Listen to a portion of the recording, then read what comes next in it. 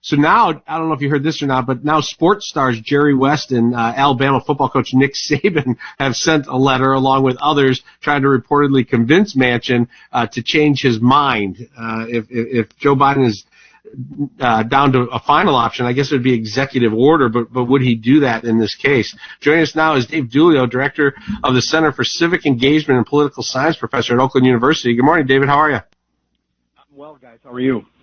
Doing great. So from what we know about Joe Manchin and all the people who have tried to talk him into various legislation, does it seem like he's someone who's going to be convinced by Alabama head football coach Nick Saban or NBA Hall of Famer Jerry West?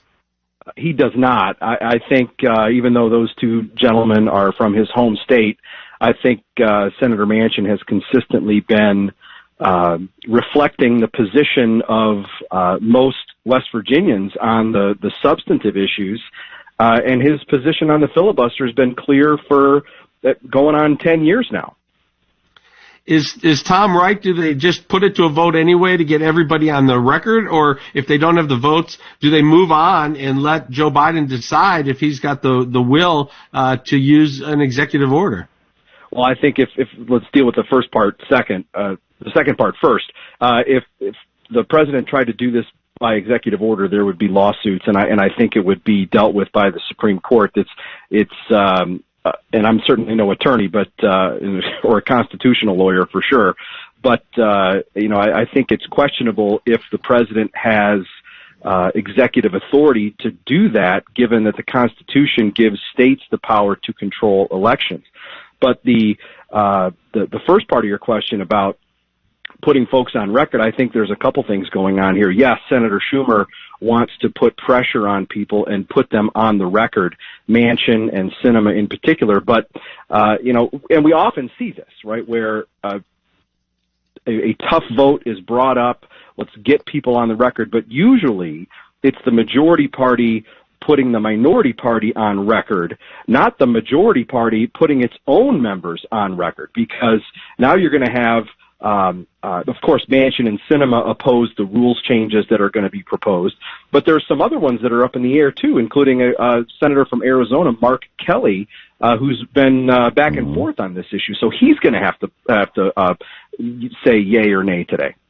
Yeah, Elizabeth Warren's already threatening potentially primarying the senators that don't comply with their own party. Bernie Sanders goes out there, and he's pitting the federal government against state governments, saying states are just wanting to suppress the vote, so we need to strip state rights and implement a federal overhaul of voting laws. The portrayal of these bills as saving our democracy and protecting our Constitution. You've studied the Constitution. It has something in there about protecting state sovereignty and individual rights. You just touched on that. In your view, are any of these state laws in places like Texas or Georgia putting individual rights at risk and threatening the Constitution? Well, I think that where that line is up to your listeners. But what I would say is that some of the states that have passed election changes in the last year or so have made voting more permissible than some other states. There's more early voting. There's more absentee balloting in Georgia, allowed for in Georgia, than in New York. There's 10 days of early voting in Delaware, but 17 in Georgia. Yeah, so Joe Biden, the president, continues to call pretty much every state's laws, including the ones you just mentioned, Jim Crow 2.0. Most, if not all, states have election integrity laws built in. The president wants to gut these laws. He's essentially saying these laws have suppressed the vote. His tone and his forcefulness in that consistent message, basically saying that voting rights haven't mattered in these states. He's basically questioning election integrity. And some have argued that Joe Biden is questioning the integrity of our election system at a far greater level than Donald Trump ever did. Would you agree with that? Well, I think his rhetoric in certainly the speech that he gave in Georgia last week would approach that for sure. I think that there are those out there who forget that there have been questions raised about election results for years and years and years.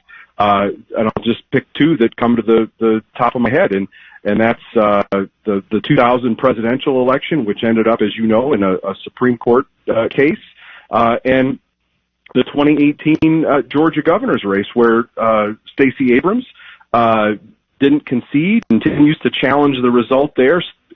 After the election results were finalized, she said she had won. I think that everybody needs to have a bit more perspective on this, and a little bit more of a historical perspective to take it in fully.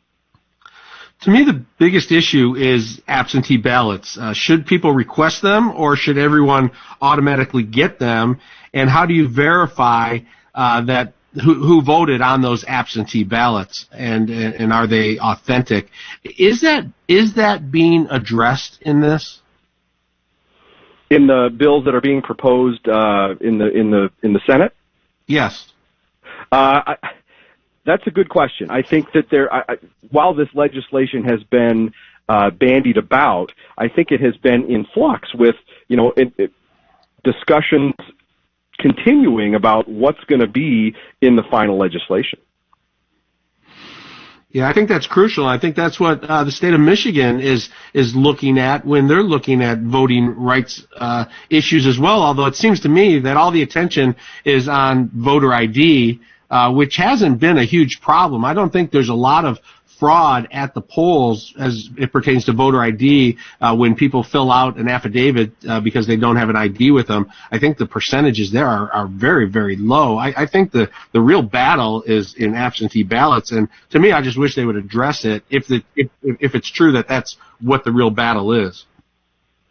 Well, and I think the reforms that are being discussed in Michigan, while there's a lot of political swirl around them, nothing's going to happen, right? If something passes out of the legislature, Governor Whitmer is going to veto it, right? I think Michigan is going to stay with the status quo for the foreseeable future.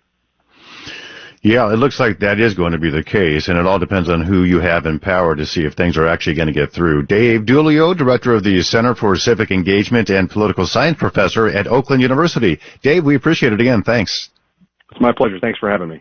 All right, have a good day. We want to hear from you, our listeners. 800-859-0957. We'll take your calls next. 1-800-859-0WJR. This is All Talk on 760 WJR.